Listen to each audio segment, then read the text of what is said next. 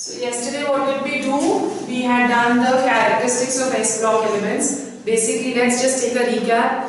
We classified the entire periodic table into 4 blocks: S block, P block, D block and F block. The S and P block, they are collectively known as representative elements or normal elements, right? The D block, they are known as transition elements, and the F block are known as inner transition elements.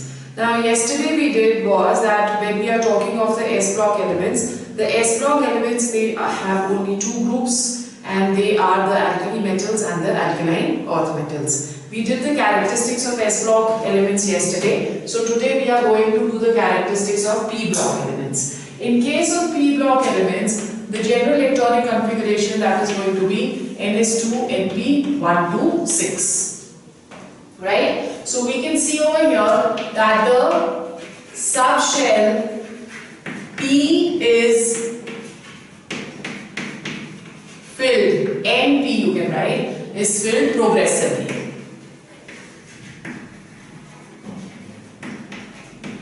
So in the P block, there are going to be how many elements? There are going to be 6 groups which are present in the P block. Starting from, there are 6 groups in the P block, starting from group 13 with general electronic configuration of Ns2 Np1, group 14 Ns2 Np2, 15 Ns2 Np3, 16 Ns2 Np4, 17 Ns2 Np5 and 18 Ns2 Np6, right? Now over here group 13 is known as the Boron family. After the first member of its group, group 15 is known as the Carbon family. Group 15 is known as the Nitrogen family. 16, that is known as Chalcogens.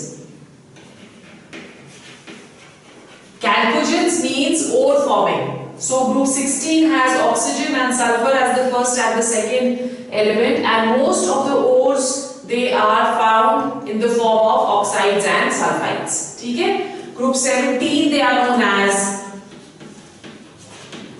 halogens, and group 18 is known as the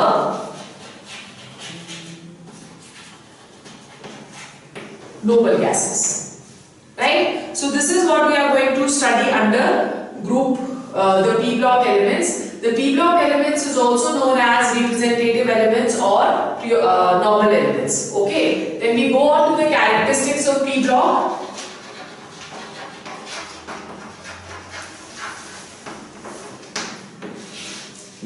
Characteristics of P block. The first characteristic is that except fluorine and noble gases,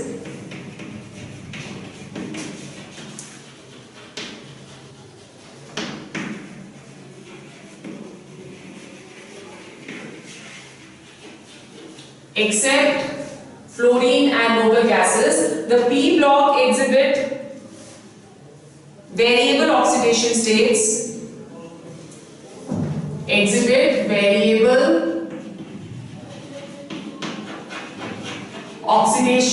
states,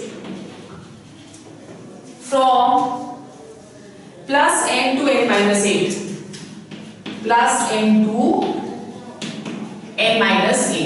For example, if you are talking of lead shows us oxidation state of plus 2 and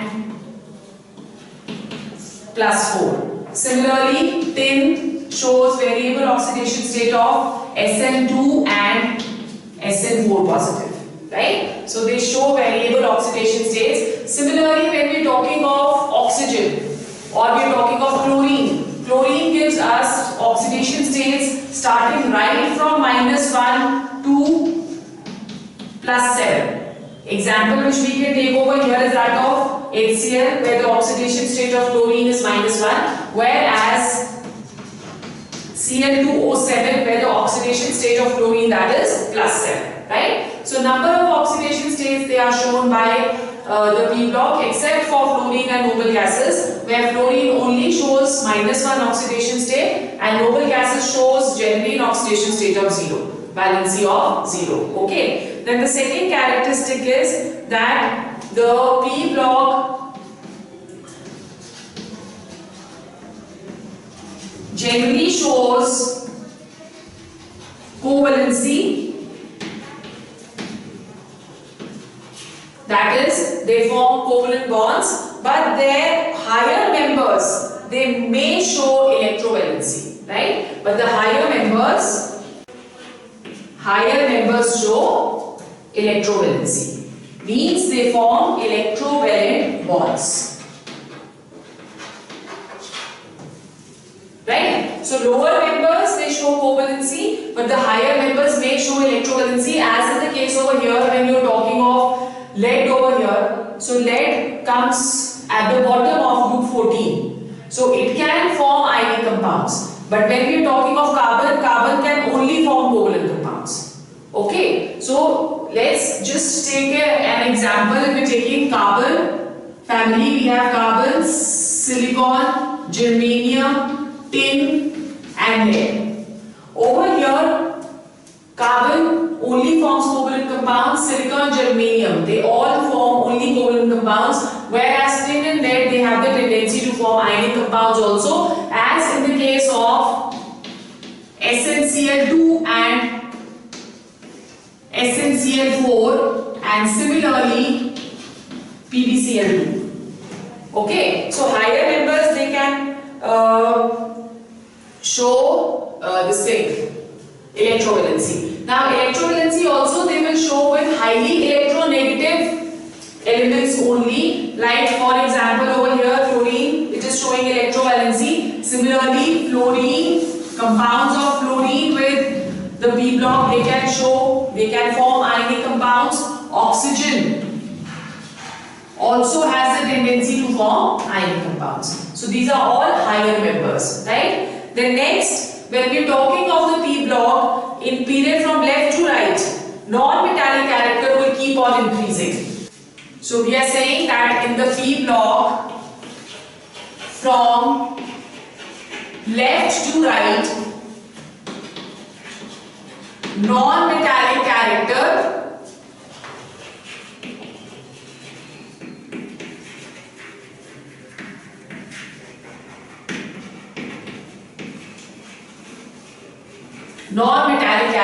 increases, right? Whereas when we are going down from top to bottom, in a group from top to bottom, metallic character increases.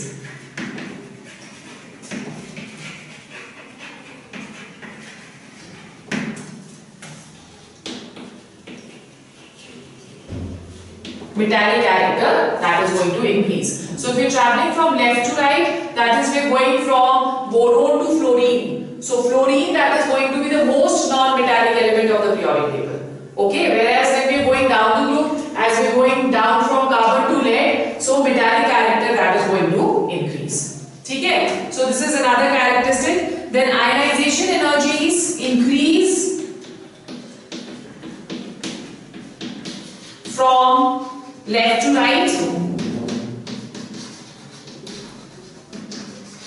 whereas ionization energy decreases from top to bottom, right? So ionization energy increases from left to right, whereas it decreases from top to bottom. Now when we are talking of any p block element has both reducing as well as oxidation properties. Therefore we say in every period reducing nature decreases. Reducing character decreases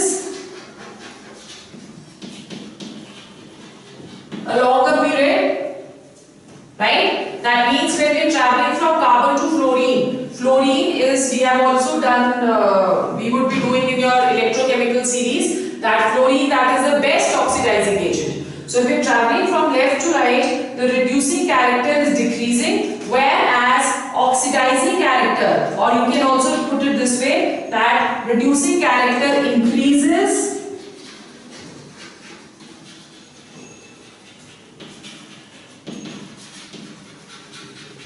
down the group. So as we are going down the group, the reducing character, that is going to increase.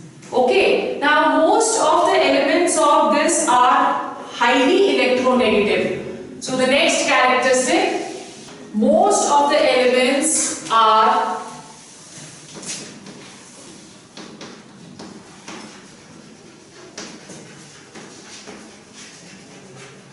electronegative in nature, and the electronegativity increases along the period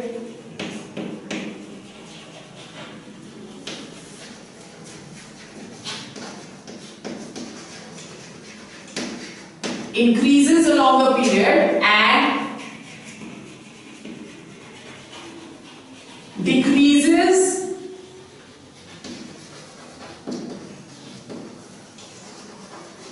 down the group, right? So as we keep on traveling along the period, the electronegativity will keep on increasing, and when we are going down the group, the electronegativity keeps on decreasing, right? Then after electronegativity, we say that most of them, because most of them they are going to be non-metals, so most of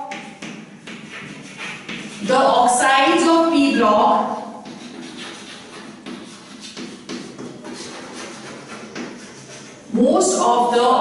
of P block are acidic in nature. This is important. Are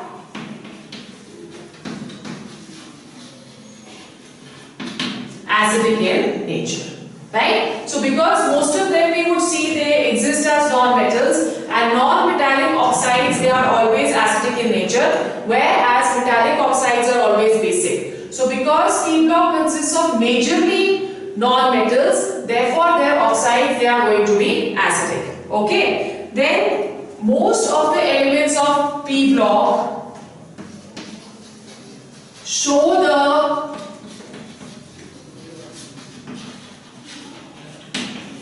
property of allotropy.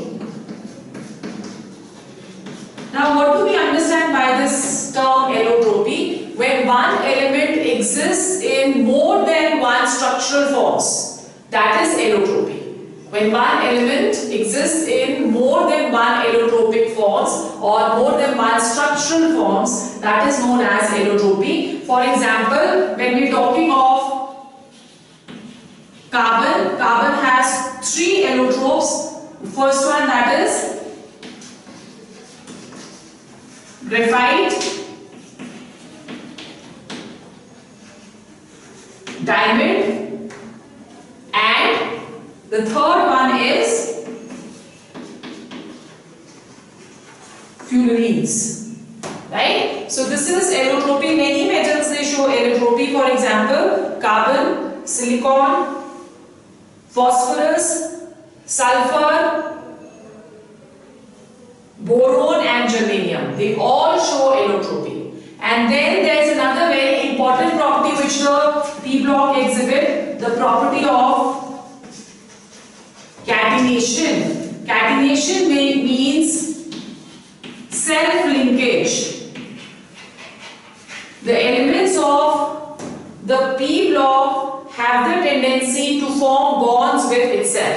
That property is known as what? It is known as catenation. Clear? Now you know that carbon forms long chains in organic compounds. So carbon has the property of catenation. Then we have silicon. Silicon is also has the property to self-link with itself. Then nitrogen. All these elements, they have the property of catenation. And also germanium is another one.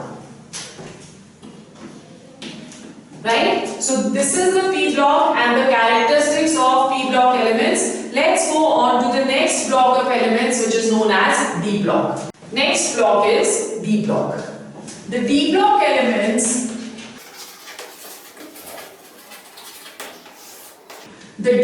elements, they are also known as transition elements.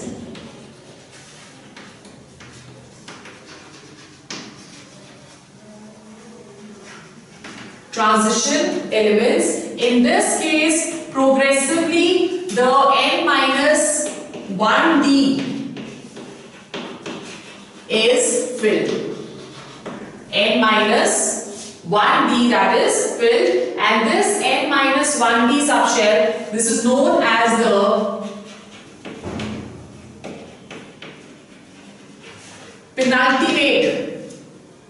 This is known as the penultimate subshell, right? The electronic configuration of this varies from n minus 1 d1 ns2 to n minus 1 d10 ns2.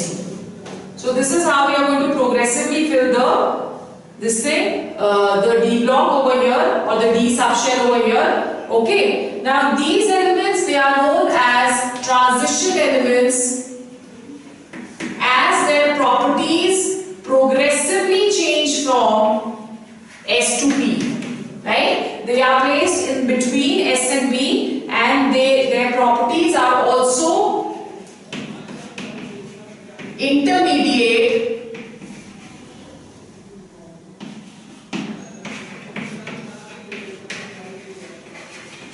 between S and P. Okay, therefore they are known as transition elements. Now basically when we are defining the transition elements, all elements having incomplete d orbital in neutral atom, neutral state, or its most stable oxidation state. Most stable oxidation state, that is the D block. Okay, just for example, if we are taking we are taking scandium, right? The outermost electronic configuration of scandium, that is going to be argon 4s2 3d1.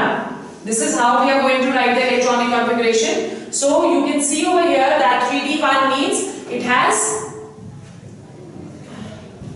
an incomplete electronic configuration for D.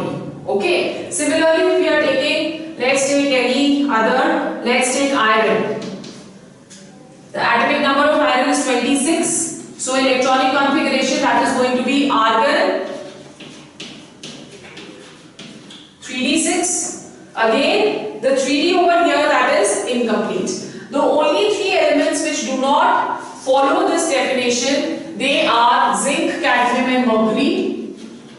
Zinc, cadmium and mercury do not follow the above definition. Like for example, if we are taking the electronic configuration of zinc, it is argon 4s2 3d10. So in this case, it is complete electronic configuration, and the most stable oxidation state of zinc, that is Zn2 positive. So here also argon 4s0 3d10. This is the electronic configuration.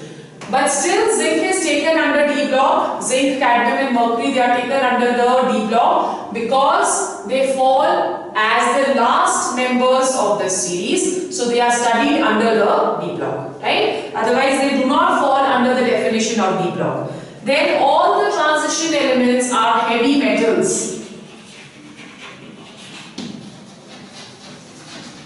All the transition elements, they are heavy metals, and the elements, they are classified into 4 series.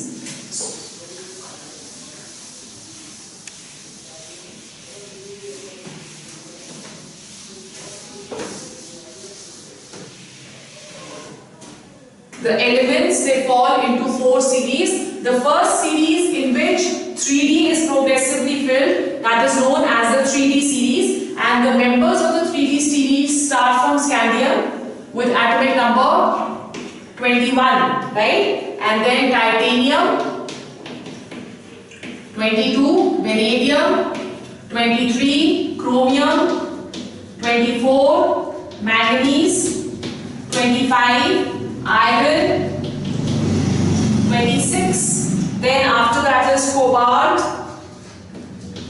27, nickel, 28, copper, 29, and zinc, which is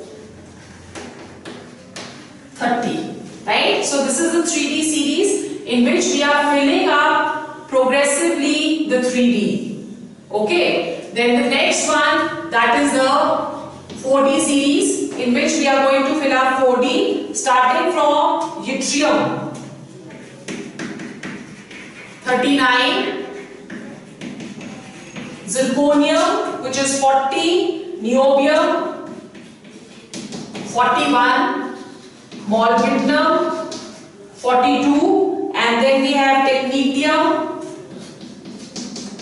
43, ruthenium, 44, rhodium, 45, palladium, 46, silver, 47, and cadmium, 48, right? So this is the 4D series. Then we have the 5D series. In case of 5D series, now we also start filling up 4F. So first we are going to fill from lanthanum to lutetium, we fill the 14 elements of F. So the series also starts from lanthanum with atomic number of 57. But from 57 to 71, we first fill up lanthanum to lutetium, and then we come back to the D, right? So we have the next member as hafnium, 72. Atomic number is 72. Then we have tantalum, 73, tungsten, which is 74, and after tungsten is lithium or radium, 75, tungsten, 76, right? Sorry, tantalum ke baad we will get first tungsten. Tungsten, then lithium, and then after that is osmium. 76, iridium is 77, and then platinum, 78, gold, 79, and mercury is 80. So this is the 3D series, right? Sorry, the 5D series. Then we have the 60 series, which is not yet complete.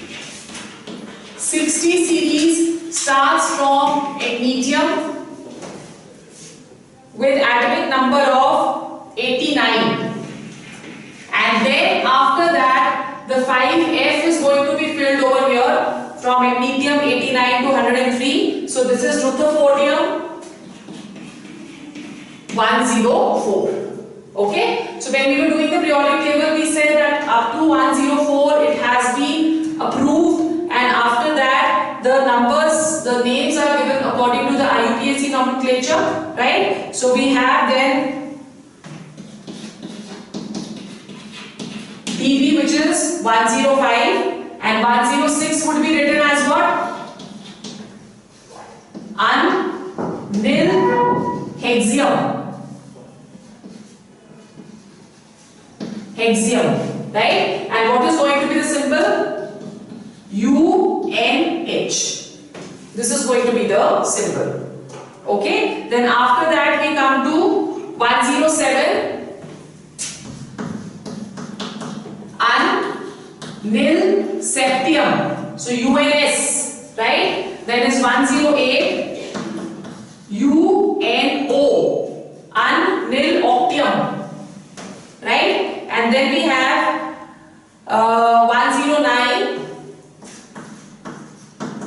UNE, unmillennium, right? Then we have 1110, UUN, unneum, okay? And then we have 111, UUU,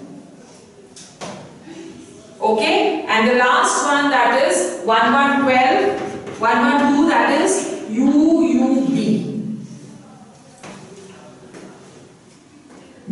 Right? So this is the entire series of D block starting from 3D, 4D, 5D and 6D series. In case of 5D series from lanthanum to lutetium, first we are filling up 57. Similarly, in the actinium series, we are filling up till from actinium to lawrencium, 89 to 103. Clear? Let's go on to the general characteristics of D block now.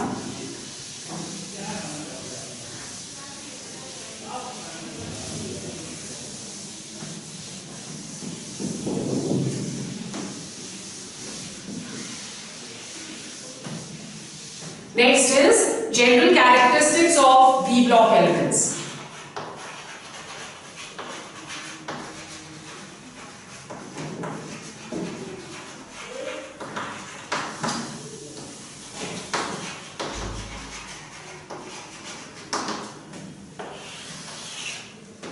First characteristic of D block element is that they all are heavy metals,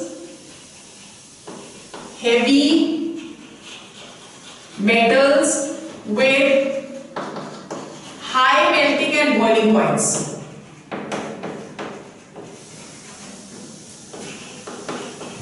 With high melting and boiling points, right? They are very, very hard. Like you know that tungsten, that is the hardest substance known, which belongs to the D block. They are very hard and are good conductors of electricity.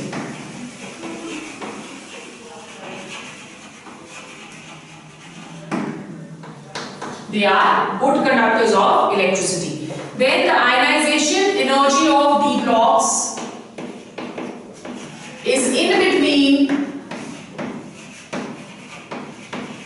S and P, which means that they have higher ionization energies than S, but they have lower ionization energies than P, right? So it is between S and P, okay? Then after that, D block elements.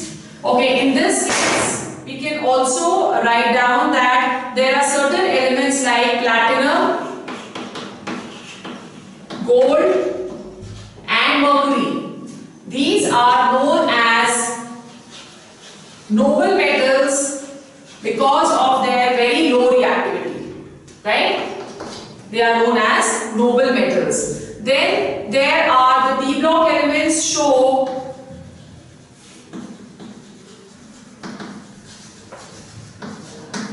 variable oxidation states, like for example, if we are talking of Fe2 positive and Fe3 positive, right? So they are showing variable oxidation states. Similarly, chromium shows Cr3 positive and it also shows Cr6. Okay, manganese show right from +1 oxidation state to +7 oxidation state, and osmium shows the highest oxidation state of +8. Okay, so they all show variable oxidation states except for zinc, cadmium and mercury, which do not show variable oxidation state due to fully filled d orbitals. Right? Then most of the ions of D block elements are colored. This you will study in the next class, in class 12. Colored due to DD transitions. Due to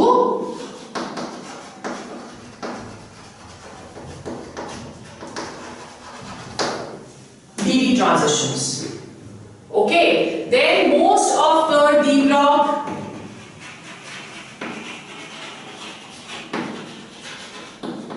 they are paramagnetic in nature. Okay, paramagnetic means that they are weakly attracted by the magnetic field. They are weakly attracted by the magnetic field, right? And most of them, they behave as catalysts. What are catalysts? They are substances which increase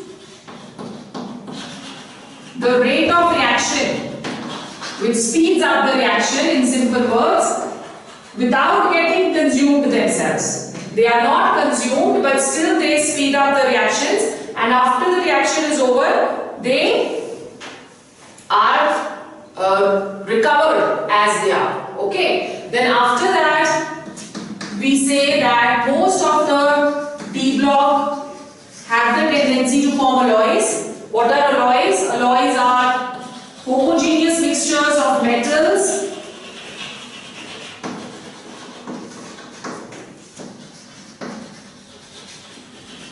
For example, you have bronze, you have brass, you have gunmetal. There are so many alloys which all are formed by or from D block elements. Most of the D block elements, they form covalent compounds, but they have the tendency to form both ionic.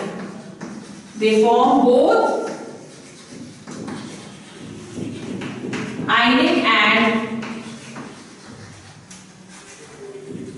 covalent compounds. Both ionic and covalent compounds. Okay, so this is the D block. The last block which is left, that is the F block elements.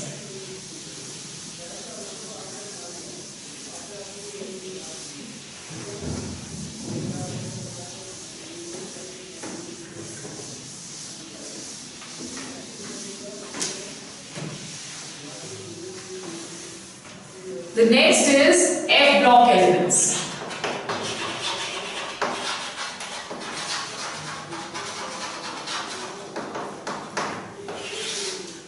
F block elements. Now F block elements, they are also known as inner transition series, and we have already studied that the F block, they are placed at the bottom of the periodic table in two different series, one which is known as the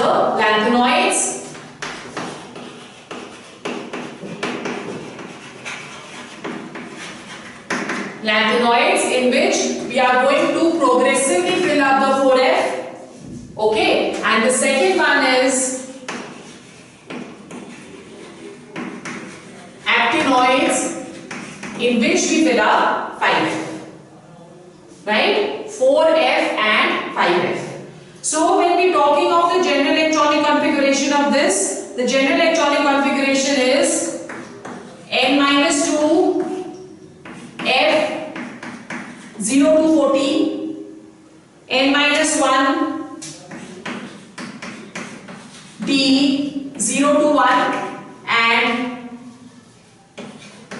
Ns2. This is the general electronic configuration, right? So we are saying that the F block elements of two kind, one which is known as the lanthanoids, in which we are progressively filling up the 4F. They are also known as 4F series, and the other one is the actinoids, in which we fill up the 5F. Now you have to remember one thing, that if in case you get a question, lanthanoids are taken into which block of the periodic table, then lanthanoids and actinoids, they both belong to D block.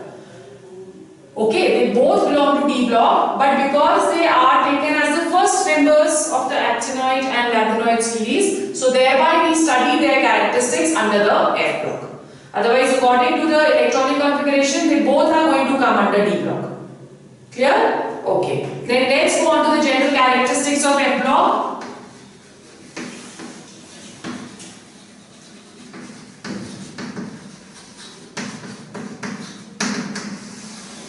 The characteristics of of F block is quite similar to that of D block. So in that case, we say that all are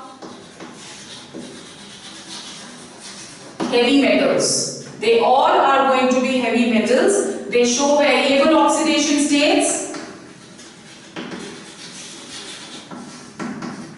with +3 oxidation state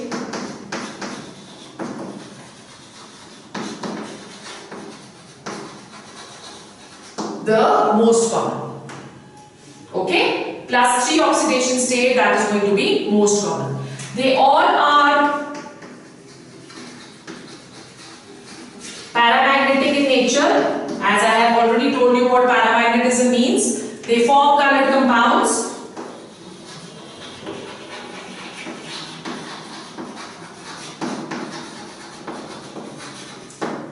Okay, they form colored compounds, and then they have the tendency to form complexes. So all these, they are sharing similar characteristics with the D block. Okay, now basically when we are talking of actinoids, we say that almost all the actinoids, they are radioactive in nature. And we have already studied that the elements after uranium, they are said to be trans-uranium elements. Uranium has an atomic number of 92. So all those above 92, they are said to be trans-uranium elements. So we have studied the periodic table now, which was put forward by Moseley, okay, and in which he took into account the atomic number instead of atomic masses. There were many advantages of achievements of the long form periodic table, as we have already studied that it gives us the atomic number as the main function of periodicity, which was very well explained on the basis of the periodic table. Electronic configuration had a major role to play when we were putting on all the elements in their proper places, right? So the electronic configuration was also very well explained according to the new periodic table which was given. Now, in this, because separation of the subgroups has been taken place, because in the previous table, the Mendeleev's periodic table, there were one had 1A and 1B, subgroup A and subgroup B, right? In this periodic table, separation of the subgroups had taken place, as a result of which the similar elements, they all came together, and the dissimilar elements, they were segregated, they were separated. Okay, so as a result of this, the properties of all the elements could be memorized very simply. The new periodic table was also memorized in a very simple manner. So this was another achievement, right? Then this table is, we say that there is a gradual change in properties when we are traveling from S to P through D. So we just studied that when we are talking of P block, the reducing character, that is decreasing a longer period, and the reducing character is increasing down the group. So all this we have studied very properly. Okay, everything when we are going to study the physical trends and properties in the next section, the periodic table makes it a very easy and very fun-loving study, which we are going to do in the next section. The only two drawbacks which were there in the periodic table was, again, the position of hydrogen was controversial. Okay, because hydrogen has the same problem. It had similarities with the alkali metals, and it also had similarities with the halogens. So this cannot again be, it could not be rectified in the long form periodic table. And also the position of lanthanoids and actinoids. The lanthanoids and actinoids were not placed in the main body of the periodic table. They were given separate places. So these are the only two drawbacks. Now in the next section, in the next class, we are going to study the periodic properties and their general trends. Okay?